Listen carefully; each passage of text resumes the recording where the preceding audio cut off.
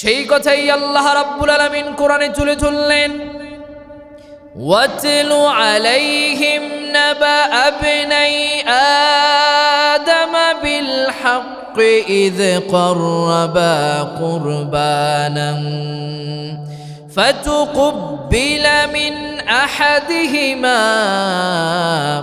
ولم يتقبل من الآخر قال لأقتلنك قال إنما يتقبل الله من المتقين জোরে বলুন আল্লাহু আকবার। আল্লাহ পাক বলেন, ও নবী আপনি আহলে কিতাবদেরকে জানায় দেন সাইয়েদনা আদম নবীর দুই সন্তানের কুরবানির ইতিহাসের কথা। সাইয়েদনা আদম আলাইহিস সালামের দুই সন্তান হাবিল এবং কাবিল, তারা দুইজন আল্লাহর রাহে কুরবানি করেছিল। আমি আল্লাহ রাব্বুল আলামিন হাবিলের কুরবানিকে কবুল করেছিলাম, কিন্তু কাবিলের কুরবানিকে কবুল করি নাই। কাবিল যখন রাগান্বিত হয়ে চার ভাই হাবিলকে বলেছিল, ক্বালা লাআকতুলান্নাক, আমি তোমাকে অবশ্যই হত্যা করব। তখন হাবিল চার ভাই কাবিলকে বলেছিলেন, ইন্নামা ইয়াতাকাব্বালুল্লাহু মিনাল মুত্তাকিন, নিশ্চয়ই আল্লাহ রাব্বুল আলামিন মুত্তাকি বান্দাদের কুরবানি কবুল করে নেন। সুবহানাল্লাহ। إن الحمد لله الأكرم الذي خلق الإنسان وكرم وعلمه من البيان ما لم يعلم فسبحان الذي لا يحصى امتنانه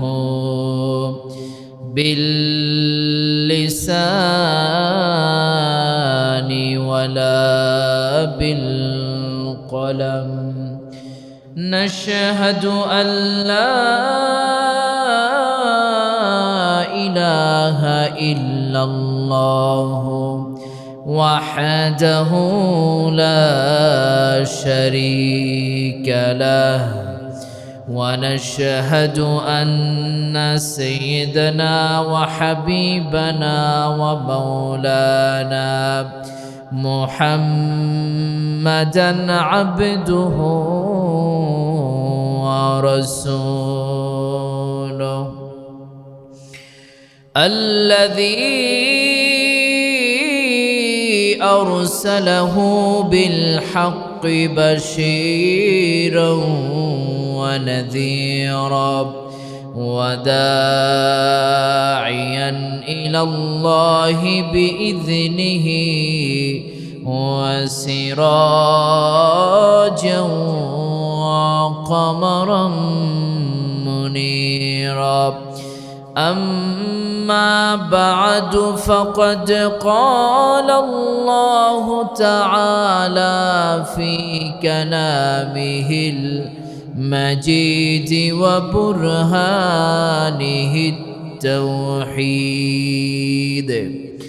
সকল জবান খুলে পুরো সজ্জিত কণ্ঠে ঈমান দীপ্ত আওয়াজে আমার সঙ্গে পড়ুন, আউযু বিল্লাহি মিনাশ শাইতানির রাজীম বিসমিল্লাহির রাহমানির রাহিম إن الله وملائكته يصلون على النبي يا أيها الذين آمنوا صلوا عليه وسلموا تسليما اللهم صل على مولانا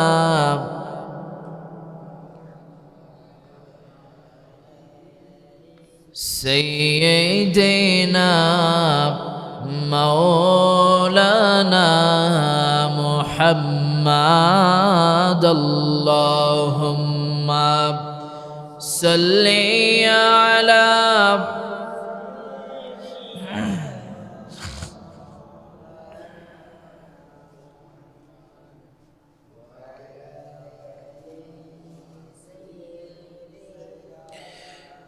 মৌলানা পাহাড়ের গুহায় নবী সিজদায় রত থাকিত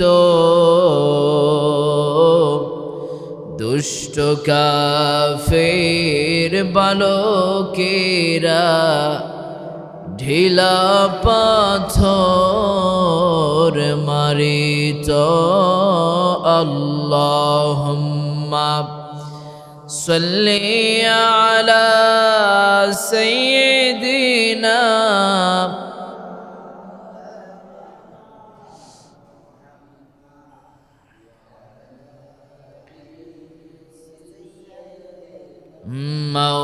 মৌলানা মক্কা ছেড়ে যাওয়ার সময়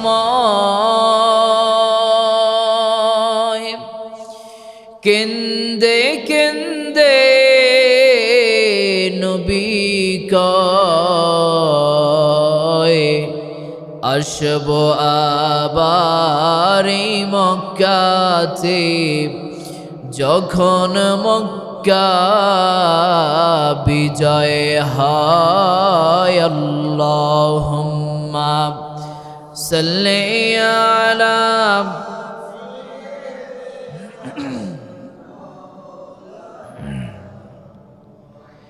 وعلى آل سيدنا مولانا محمد بلغ العلا بكماله كشف الدجى بجماله حسنت جميع خصاله صلوا عليه وآله 14 গ্রাম মুন্সিরহাট ডিগ্রি কলেজ সংলগ্ন মেষতলা উত্তরপাড়া বাইতুল আমান জামে মসজিদে উপস্থিত জাতির শ্রেষ্ঠ সন্তান হযরত উলামায়ে কেরাম তলাবায়ে ইলম ইসলাম প্রিয় কোরআন প্রিয় তাওহীদ প্রিয় সম্মানিত দ্বীনি ভাইয়েরা মাইকের সাউন্ড যতদূর পর্যন্ত যায় দূর দূরান্ত থেকে পর্দার অন্তরাল থেকে আজকের আলোচনা শ্রবণরতা বহু গুণে গুণান্বিতা সম্মানিতা শ্রদ্ধেয়া মা এবং বোনেরা আমরা সর্বপ্রথম মহান মুনিবের দরবারে শুকরগুজার হচ্ছি যে মহান রব আজকের এই মুবারক জুমআতে আপনাকে আমাকে কবুল করেছেন এজন্য আপনারা খুশি না বেজার যে মহান রব এই ইহসান করলেন ইরহাম করলেন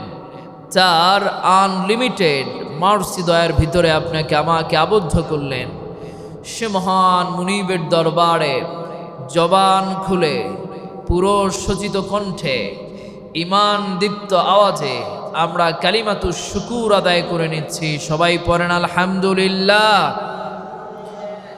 সবাই উঁচু আওয়াজে পড়েন রব্বানা লাকাল হামদ হামদান কাসীরান তাইয়িবান মুবারাকান ফীহি ইয়া রাব্বি লাকাল হামদু কামা ইয়ানবাগি লিজালালি ওয়াজহিকা وعظيم سلطانك লক্ষ কোটি দরুদ সালাম পেশ করছি নবিয়ুনা ওয়া শাফিউনা মুহাম্মদ। সবাই পড়েন সাল্লাল্লাহু আলাইহি ওয়া আলিহি ওয়াসাল্লামের প্রতি। হাজিরিন, এই ছিল আমার ভূমিকা।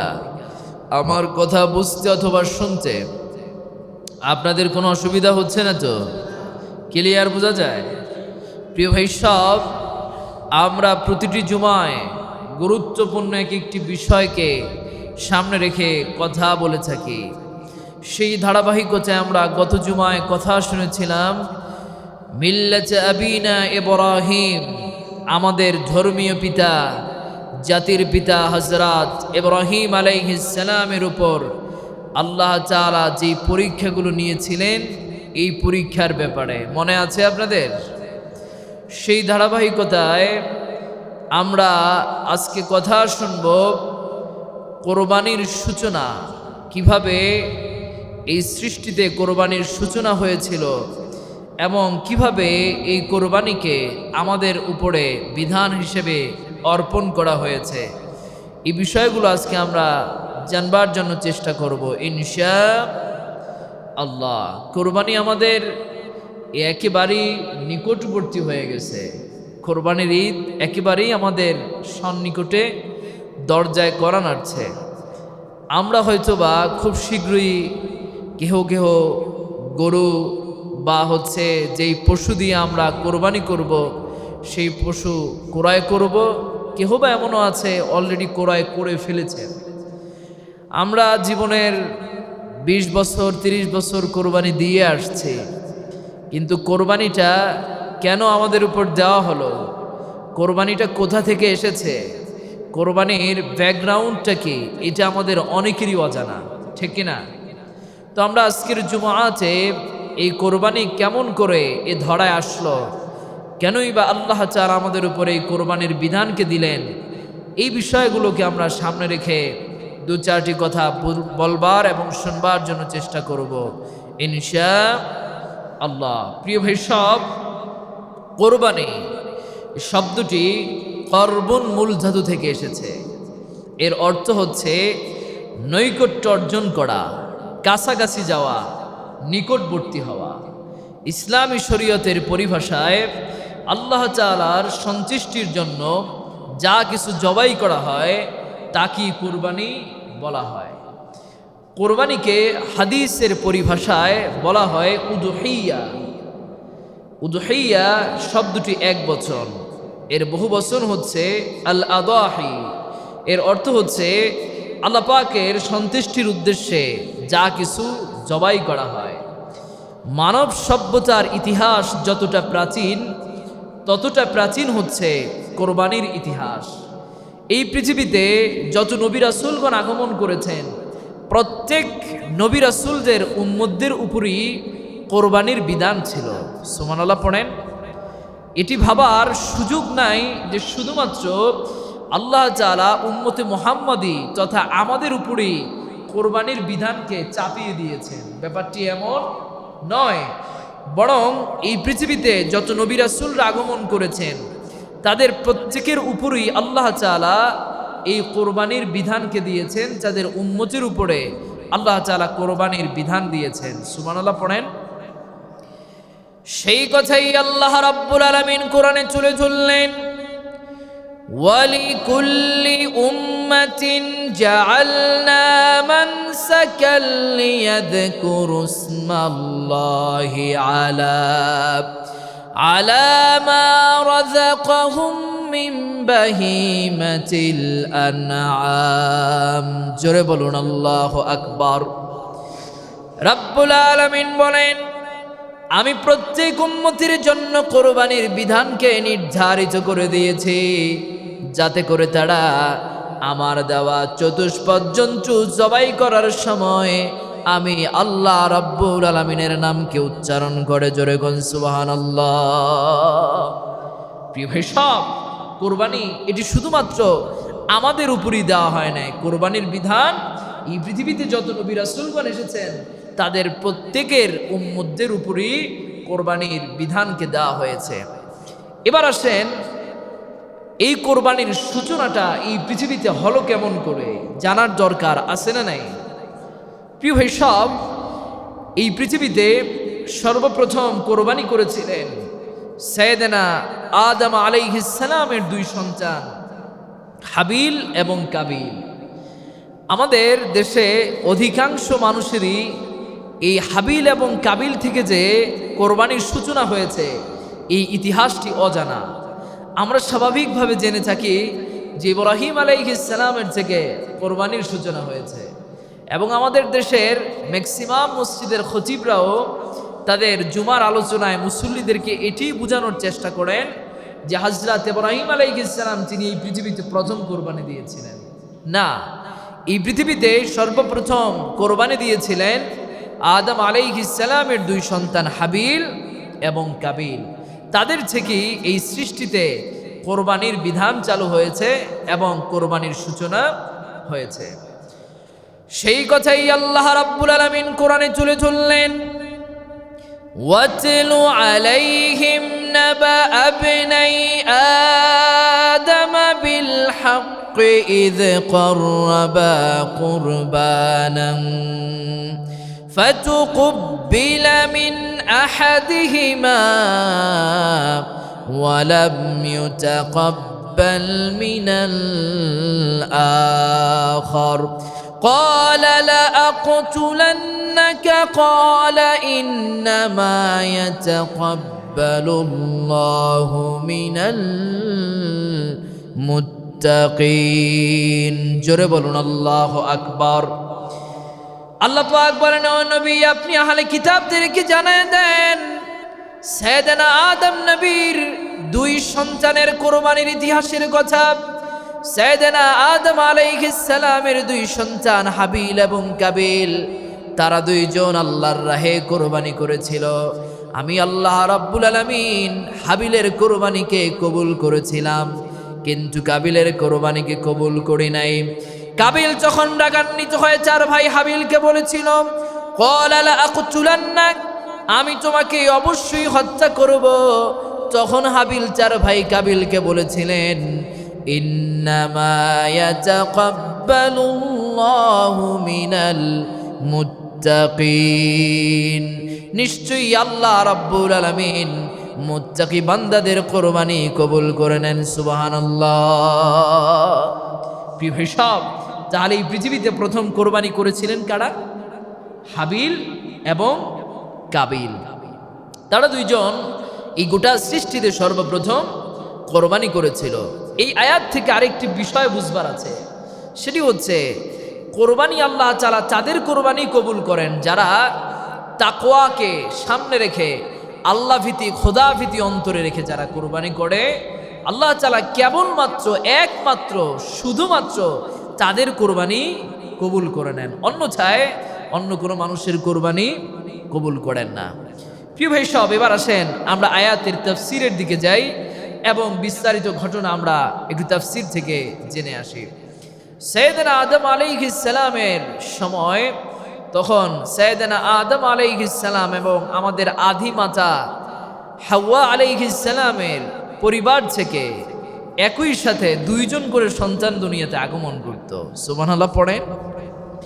একই সাথে দুইজন সন্তান দুনিয়াতে আসতেন। আমাদের সমাজে যেটাকে যমজ সন্তান বলা হয় বা যমজ সন্তান হিসেবে পরিচিত, দুইজন সন্তান তখন একত্রে গর্ভ থেকে আসতেন। প্রথম গর্ভে প্রথম জোড়ায় এসেছেন সাইয়েদনা আদম আলাইহিস সালামের সন্তান কাবিল এবং হচ্ছেন সেই সাথে একজন মেয়ে এসেছেন যার নাম হচ্ছে আকলিমা। আর দ্বিতীয় জোড়ায় অর্থাৎ পরবর্তী ধাপে এসেছেন হাবিল এবং তার সাথে এসেছেন লিওয়াজা। বুঝতে পারছেন? তো এদের ভিতরে প্রথম গর্ভে যেই সন্তান, মেয়ে সন্তান আকলিমা এসেছেন, সে ছিল পরম সুন্দরী, রূপবতী। সুবহানাল্লাহ পড়েন। আর দ্বিতীয় জোড়ায় যে সন্তান এসেছেন হাবিলের সাথে মেয়ে সন্তান, তার নাম হচ্ছে লিওয়াজা। সে অত একটা সুন্দর ছিলেন না, একটু কুৎসিত প্রকৃতির ছিলেন। তো তারা যখন বিবাহের বয়সে উপনীত হয়ে গেলেন, তখন সাইয়েদনা আদম আলাইহিস সালাম তাদেরকে ডেকে বললেন, বাবারা তোমরা তো বিবাহের বয়সে উপনীত হয়ে গেছো, এখন তো তোমাদের বিয়ে শাদী করতে হবে। তখন তো আর আমাদের বর্তমান সময়ের মতো এত বংশের লোক ছিল না। মাতাব্বার বংশের লোক, হাওলাদার বংশের লোক, ব্যাপারী বংশের লোক, এত লোক তখন ছিল না, এত বংশ ছিল না। তো আদম আলাইহিস সালাম যাদেরকে বললেন, শোনো, আল্লাহ তাআলার বিধান হচ্ছে প্রথম জোড়ার ছেলে কাবিল দ্বিতীয় জোড়ার মেয়ে লিওয়াজাকে বিবাহ করবে, আর দ্বিতীয় জোড়ার ছেলে হাবিল সে প্রথম জোড়ার মেয়ে আকলিমাকে বিবাহ করবে। সাইয়েদনা আদম আলাইহিস সালাম যখন তাদেরকে আল্লাহ তাআলার এই বিধানের কথা শোনালেন, তখন হাবিল এটাকে মেনে নিলেন, কিন্তু কাবিল আল্লাহ তাআলার এই সিদ্ধান্তকে মেনে নিতে পারলেন না। তিনি বললেন, বাবা আপনি কেমন বাবা, আর আপনি বিচারটা কেমন করলেন? এটা কি আপনার ইনসাফ হলো নাকি? আমার সাথে আকলিমা আমার বোন একই সাথে দুনিয়াতে আসছে, আমরা একই সাথে মায়ের পেটে ছিলাম, একই সাথে আমরা বড় হলাম। আপনি বলতেছেন আমার বোন আকলিমাকে বিয়ে করবে হাবিল, আর আমি কাবিল বিয়ে করব কুৎসিত লেওয়াজাকে? এটা কি হয় নাকি? আমার মনে হয় বাবা আপনি একটু হাবিলকে বেশি ভালোবাসেন, এই জন্য সুন্দরী আকলিমাকে হাবিলকে দিছেন, আমার উপর আপনি বেইনসাফি করছেন। নাউজুবিল্লাহ পড়েন। আদম আলাইহিস সালাম তাদেরকে একটু বুঝাবার চেষ্টা করলেন যে, বাবারা শোনো, আমি এটা আমার মন গড়া কোনো বিধান তোমাদেরকে বলি নাই, আমি তোমাদেরকে আল্লাহ তাআলার যে বিধান সেটাই তোমাদেরকে বলবার জন্য চেষ্টা করেছি। তখন কাবিল বললেন, বাবা আপনি যত যাই বলেন, আমি আপনার বিধান টিধান এগুলো মানি না, আপনি অন্য কোনো সিস্টেমের ব্যবস্থা করেন। তখন আদম আলাইহিস সালাম দুই সন্তানকে ডেকে বললেন, ঠিক আছে বাবা, তোমরা দুইজন একত্রে কোরবানি করো। এই গোটা সৃষ্টিতে কোরবানির যে হিস্ট্রি ব্যাকগ্রাউন্ড শুরু হয় এখান থেকে, কোরবানির সূচনা শুরু হয় এখান থেকে।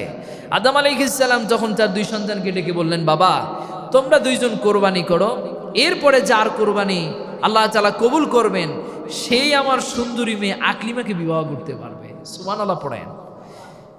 এবার তারা দুই ভাই আল্লাহ তাআলার রাহে কোরবানি করার জন্য প্রস্তুতি নিতে লাগলেন। তো হাবিল বেচারা তিনি ছিলেন রাখাল, তিনি করলেনটা কি, তার যে গোয়াল ছিল সেখান থেকে সবচাইতে মোটা তাজা যেই পশুটা ছিল সেটাকে তিনি পাহাড়ের উপরে রেখে আসলেন। আর কাবিল বেচারা করলোটা কি, সে ছিল আপনার কৃষক, কৃষি কাজ করত। তার ক্ষেতের ভিতরে একেবারে যেই বীজগুলো কোনো কাজেই আসবে না, যেই বীজগুলো থেকে কোনো গাছ হওয়ার সম্ভাবনা নাই, এমন কিছু পচা বীজ সে পাহাড়ের উপরে রেখে আসছে। তো তৎকালীন সময়ে একটি সিস্টেম প্রচলিত ছিল, যার কোরবানি কবুল করা হবে হঠাৎ করে আকাশ থেকে অগ্নি এসে তার ওই কোরবানিটাকে ব্রাশ ফায়ার করে জ্বালিয়ে পুড়িয়ে দিবে। তখন এটা স্পষ্ট বোঝা যেত যে কার কোরবানি কবুল হয়েছে আর কার কোরবানি কবুল হয় নাই। তো দুই ভাই যখন তারা পাহাড়ের উপরে কোরবানি করে আসলেন, হঠাৎ করে আকাশ থেকে অগ্নি এসে হাবিলের কোরবানিকে জ্বালিয়ে পুড়িয়ে ভস্মীভূত করে দিল, কিন্তু কাবিলের কোরবানিকে জ্বালিয়ে পুড়িয়ে ভস্মীভূত করলেন না। কাবিল তো বুঝে গেছে কাম তো সারছে, যুক্তি দিয়া বুদ্ধি দিয়া পরামর্শ দিয়াও তো আমি আমার বোন আকলিমাকে আর বিবাহ করতে পারবো না। হাবিল তো আল্লাহর বিধান মেনে নিছে। আবার আমি যখন বাবাকে বললাম যে বাবা আমি বিধান টিধান মানি না, তখন বাবা বলছে কোরবানি করছে, কোরবানি যারটা কবুল হবে আকলিমাকে সেই বিয়ে করতে পারবে। আমরা দুই ভাই তো কোরবানি করলাম, কোরবানি তো দিন শেষে হাবিলেরটাই কবুল হলো, তাহলে তো আকলিমাকে আর আমি বিয়ে করার কোনো সুযোগ নাই। তখন কাবিল তার ভাই হাবিলকে বললেন যে আমি তোমাকে হত্যা করব। সেই কথাই আল্লাহ রাব্বুল আলামিন কোরআনে তুলে ধরলেন। তারা দুই ভাই যখন আল্লাহ রাব্বুল আলামিনের রাহে কোরবানি করলেন, আল্লাহ রাব্বুল আলামিন বলেন আমি তাদের দুইজনের মধ্যে থেকে হাবিলের কোরবানি কবুল করলাম, কিন্তু কাবিলের কোরবানি কবুল করলাম না। কাবিল তখন রাগান্বিত হয়ে চার ভাই হাবিলকে বললেন ক্বালা লা আকতুলান্নাক, আমি তোমাকে হত্যা করব। তখন হাবিল চার ভাই কাবিলকে বললেন ইন্নামা ইয়াতাকাব্বালুল্লাহু মিনাল মুত্তাকিন, নিশ্চয়ই আল্লাহ রাব্বুল আলামিন মুত্তাকি বান্দাদের কোরবানি কবুল করে নেন। সুবহানাল্লাহ। প্রিয় ভাই সব, তাফসীরের কিতাব এসেছে এখানে হাবিল সে তার গোয়াল থেকে সবচাইতে মোটা তাজা পশুটাকে কোরবানি দিয়েছেন আল্লাহ তাআলার সন্তুষ্টির জন্য, আকলিমাকে বিয়ের জন্য না। বুঝতে পারছেন? কার সন্তুষ্টির জন্য? আল্লাহর সন্তুষ্টির জন্য। আর কাবিল বেচারা করলো কি, সে তো একেবারে পচা যেই বীজগুলো আছে সেইগুলো আল্লাহর রাহে কোরবানি করছে। তার ধান্দা ছিল মাথায় কোনোভাবে নিয়ে একটু আকলিমাকে বিবাহ করার সুযোগটা নেওয়া যায়। এজন্য হাবিল তার ভাই কাবিলকে বলেছেন যে ইন্নামা ইয়াতাকাব্বালুল্লাহু মিনাল মুত্তাকিন, ভাই তুমি আমারে হত্যা করো তাতে কোনো অসুবিধা নাই, জেনে রেখো নিশ্চয়ই আল্লাহ তাআলা মুত্তাকি বান্দাদের কোরবানি কবুল করেন। আল্লাহ বান্দা কি দিয়া কোরবানি করছে সেটা দেখে না, আল্লাহ দেখে বান্দার অন্তরে কি আছে। সুবহানাল্লাহ পড়েন। এজন্য আপনি লক্ষ টাকা দিয়ে কোরবানি দিচ্ছেন, এটা মুখ্য বিষয় নয়, বরং আপনার অন্তরে কি আছে, অন্তরের নিয়ত পরিশুদ্ধ আছে কিনা, এটাই আল্লাহ তাআলা দেখেন। বুঝতে পারছেন? এই জন্য নিয়তকে পরিশুদ্ধ করুন, খালেস করুন। প্রিয় ভাই সব, তাফসীরের কিতাব এসেছে কাবিলের চাইতো প্রচণ্ড শক্তিশালী ছিলেন হাবিল। হাবিল চাইলে কিন্তু কাবিলকে মারতে পারতেন, প্রতি উত্তর করতে পারতেন, কিন্তু হাবিল চেয়েছেন আল্লাহর সন্তুষ্টি, তিনি চেয়েছেন আখেরাত, আর কাবিল চেয়েছেন দুনিয়ায় আকলিমাকে একটু কোনোভাবে নিয়ে বিবাহ করা যায়। প্রিয় ভাই সব, তাদের থেকেই কোরবানির সূচনা হয়। কাবিল তার ভাই হাবিলকে হত্যা করে ফেললেন। আপনারা কি আমার কথা ক্লিয়ার বুঝতেছেন? আমি কিন্তু আমার মন গড়া কোনো কথা বলতেছি না। বুঝতে পারছেন? সরাসরি একাধিক তাফসীরের কিতাব আমি রিসার্চ করে তাফসীরের মূল কথাগুলো আমি আপনাদের জন্য, বুলেট পয়েন্টগুলো আপনাদের জন্য আমি উঠিয়ে নিয়ে আসছি। ক্লিয়ার বোঝা যায় তো? কাবিল তার ভাই হাবিলকে হত্যা করে ফেললেন পাথর মেরে। হত্যা করার পরে এবার কাবিল তার ভাই হাবিলের লাশ মাথায় নিয়ে ঘুরতেছেন, এটারে করবেনটা কি? তখন তো আর আমাদের মতো মাটিতে দাফন করার এই যে সিস্টেম, এটা ছিল না, ছিল নাকি? কাবিল তার ভাই হাবিলকে হত্যা করার পরে লাশটাকে মাথায় নিয়ে রাস্তায় রাস্তায়, বাগানে বাগানে, পাহাড়ের চূড়ায় চূড়ায় হাঁটতেছেন, যে লাশটাকে তিনি করবেন কি? তাফসীরের কিতাব প্রমাণ করেন একদিন নয়, দুই দিন নয়, কাবিল তার ভাই হাবিলকে হত্যার 100 বছর পর পর্যন্ত তার লাশকে মাথায় করে রাস্তায় রাস্তায় হাঁটছিলেন, যে লাশটাকে তিনি করবেনটা কি? কিছুদিন পরে এই লাশটা আপনার পচন ধরে গেছে। বুঝতে পারছেন? চারিদিকে এটা থেকে এক দুর্গন্ধ ছড়িয়ে পড়ল। কাবিল তার ভাই হাবিলকে নিয়ে চলে গেলেন একটি বাগানের ভিতরে। তখন তিনি কি করবেন, তার ভাইকে কোথায় কি করবেন তিনি বুঝে উঠতে পারতেছিলেন না। তখন আল্লাহ তাআলা এই পৃথিবীতে দুটি কাককে প্রেরণ করলেন। কয়টা কাক? সবাই বলেন বাবা। দুটি কাককে প্রেরণ করলেন। দুটি কাক কাবিলের সামনে এসে একটি আরেকটির সাথে মারামারি করলেন, অর্থাৎ তাদের ভাষায় বলে ঠোরকাঠুরকি করলেন। করার পরে একটি কাক আরেকটি কাককে মেরে ফেললেন। মারার পরে যেই কাকটি জীবিত ছিলেন সে তার পা দিয়ে মাটি সরিয়ে মৃত কাকটিকে সেখানে দাফন করলেন। কাবিল এই চিত্র দেখে তিনি ভাবলেন, আহারে, আমি এতটাই বোকা যে একটা কাকের কাছে আমি হার মেনে গেলাম, আমিও তো আমার ভাই হাবিলকে এইভাবে মাটিতে দাফন করতে পারি। এই গোটা সৃষ্টিতে আমরা যে দাফন করে থাকি বর্তমানে, এই দাফনের যে সিস্টেম এটি এসেছে সেই কাবিল এবং হাবিলের হত্যার সেই প্রেক্ষাপট থেকে এই মাটিতে দাফন করার বিধান বা সিস্টেম এসেছে। সুবহানাল্লাহ পড়েন। এরপরে পর্যায়ক্রমে এই কোরবানি এটি আমাদের উপর সুন্নত করা হয়েছে। অনেকের প্রশ্ন হতে পারে যে হুজুর, এই কোরবানিটা কেন আমাদের উপর সুন্নত করা হয়েছে? এই কোরবানিটি আমাদের ধর্মীয় পিতা, জাতির পিতা হযরত ইব্রাহিম আলাইহিস সালাম তিনি দিয়েছিলেন। এজন্য এই কোরবানিকে আমাদের জন্য সুন্নতি কোরবানি বলে হাদিসে এসেছে এবং পাওয়া যায়। আল মুস্তাদরাক লিল হাকিমের বর্ণনা, হযরত যায়েদ ইবনে আরকামা রাদিয়াল্লাহু তাআলা আনহু থেকে বর্ণিত, সাহাবায়ে কেরাম একদিন নবীজির কাছে জানতে চাইলেন, মা হাদিহিল আদাহি, ওগো আল্লাহর হাবিব, আমরা আপনার কাছে জানতে চাই এই কোরবানিটা মূলত কি?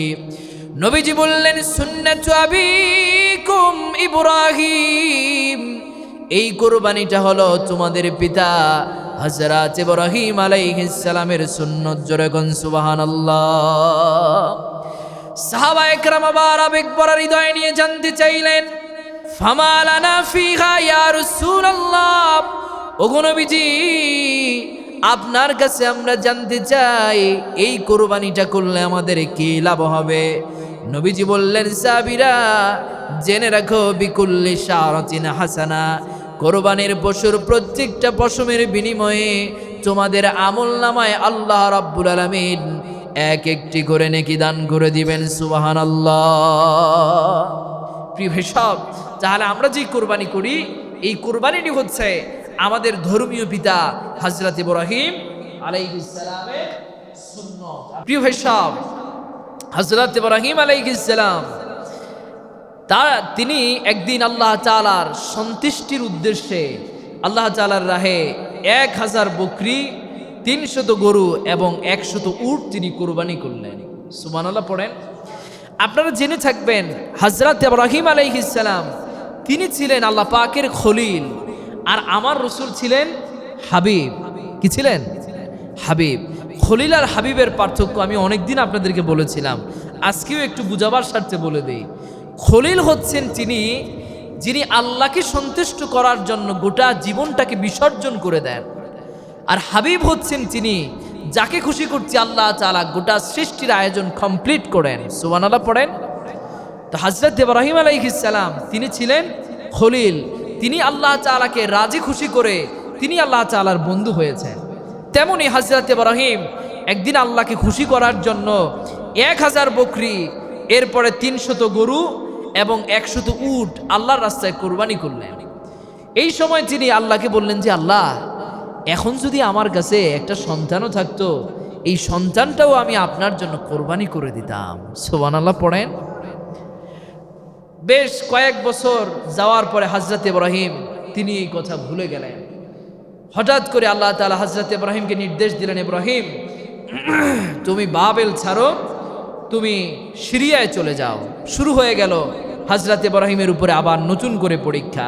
হযরত ইব্রাহিম চলে আসলেন কেনানে, বাইতুল মুকাদ্দাসের কাছে।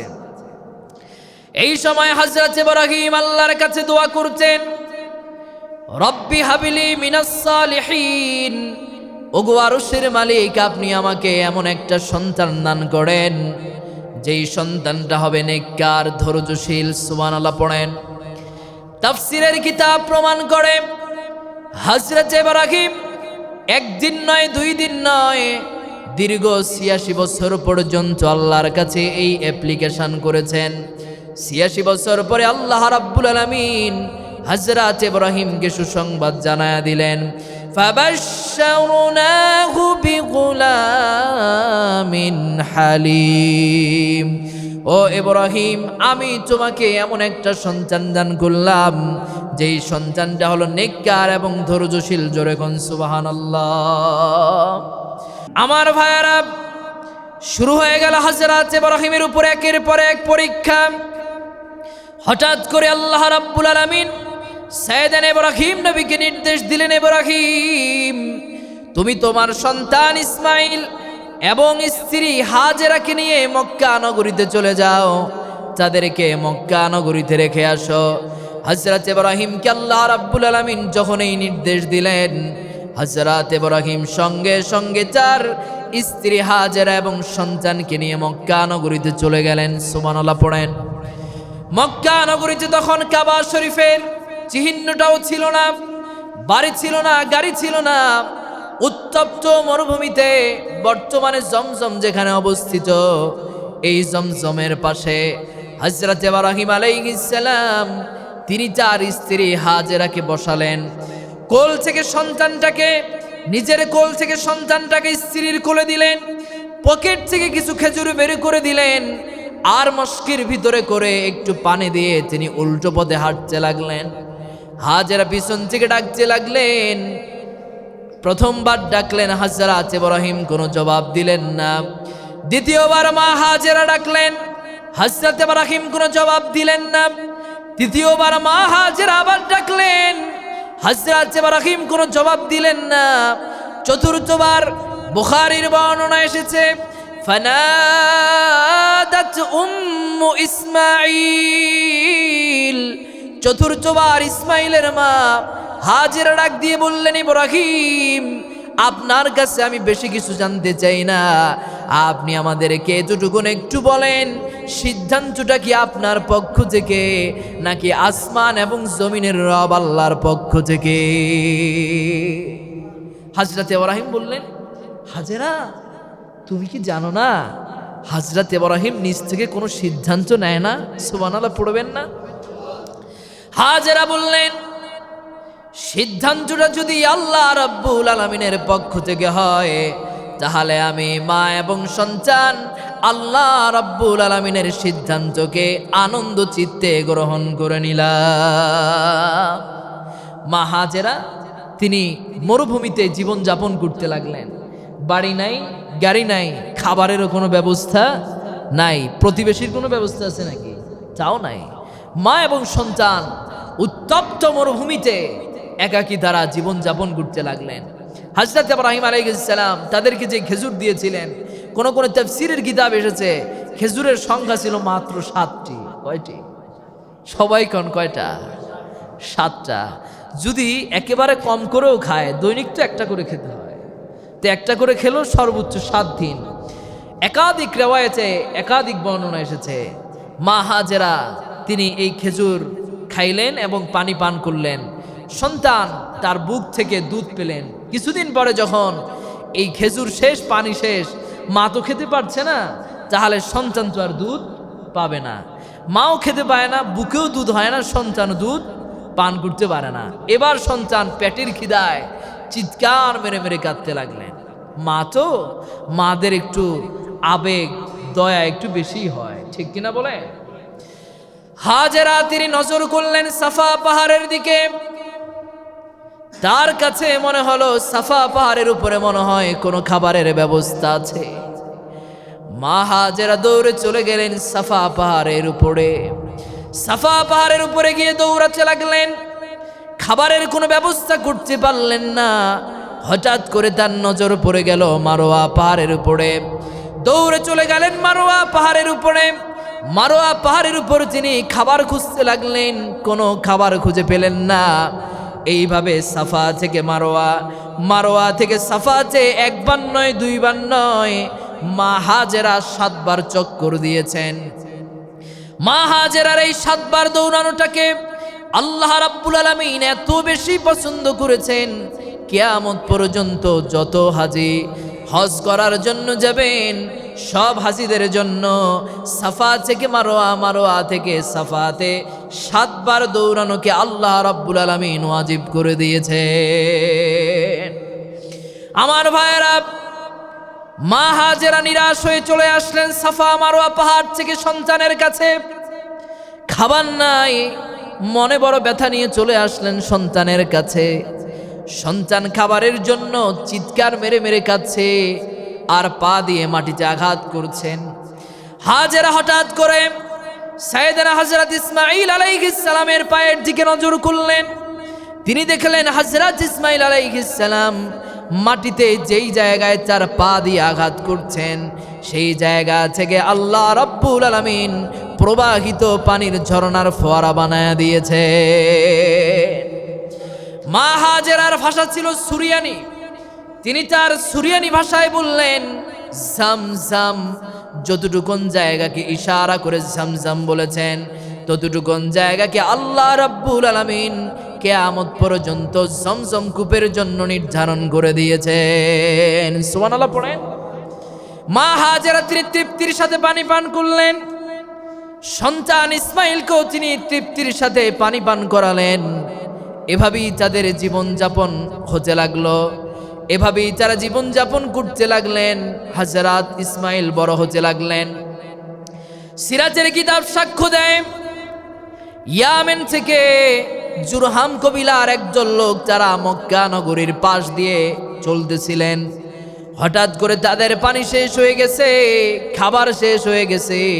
তারা আকাশ পানে নজর করলেন। আকাশ পানে তাকানোর পরে তারা একদল পাখি দেখতে পেলেন। তারা বুঝতে পারলেন মনে হয় সাফা মারওয়া পাহাড়ের আশেপাশে কোথাও পানির ব্যবস্থা আছে। দৌড়ে চলে আসলেন সাফা মারওয়া পাহাড়ের কাছে এসে দেখলেন একটি কূপের পাশে বসে আছেন চমৎকার রূপবতী সুন্দরী এক মহিষী নারী, আর চার কোলে বসে আছে ফুটন্ত গোলাপের ন্যায় এক দুধের বাচ্চা। জোরে কোন সুবহানাল্লাহ। তারা এই চিত্র দেখে তো অবাক হয়ে গেছে। তারা এসে মা হাজেরাকে বললেন, মা আপনারা এখানে তো একাকী জীবন যাপন করতেছেন, এখানে আবার একটা পানির কূপও দেখা যায়। আমরা তো ইয়ামেন থেকে যাচ্ছিলাম এই মক্কা নগরীর পাশ দিয়ে, হঠাৎ করে আমাদের পানি শেষ হয়ে গেছে। যদি আপনার থেকে আমরা অনুমতি পাই তাহলে আমরা এই কূপ থেকে পানি পান করতে চাই। সুবহানাল্লাহ পড়েন।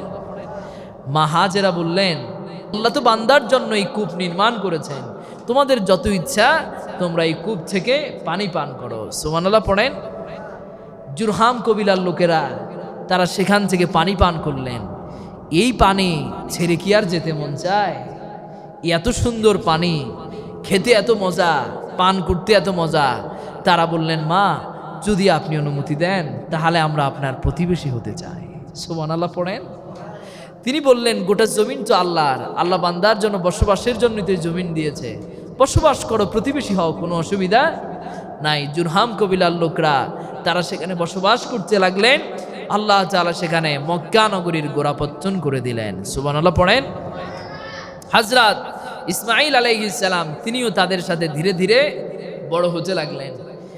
হযরত ইসমাঈল আলাইহিস সালামের বয়স যখন কোন তাফসীরকারক তাফসীর করেছেন 7, কোন তাফসীরকারক বলেছেন 9, অর্থাৎ বাবার সাথে যখন চলাফেরার বয়সে উপনীত হলেন, ফালাম্মা বালাগা মাহুস সায়া, সন্তান যখন বাবার সাথে চলাফেরার বয়সে উপনীত হলেন, আল্লাহ তাআলা হযরত ইব্রাহিমের থেকে আবার নতুন করে পরীক্ষা নেওয়া শুরু করে দিলেন। সেই পরীক্ষা কি নিলেন সেটা আমরা এই জুমায় না, আগামী জুমাতে জানবার জন্য চেষ্টা করব ইনশাআল্লাহ।